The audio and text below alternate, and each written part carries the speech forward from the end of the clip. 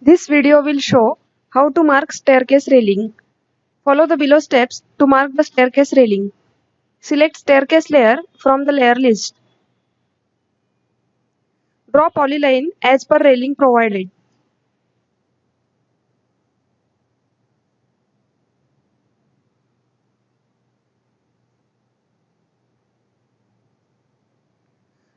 To mark the railing, click the Predecessor tab.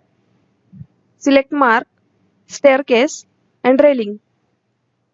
Select Staircase Open Polyline for assigning staircase railing height. After selection, the Assign dialog box opens.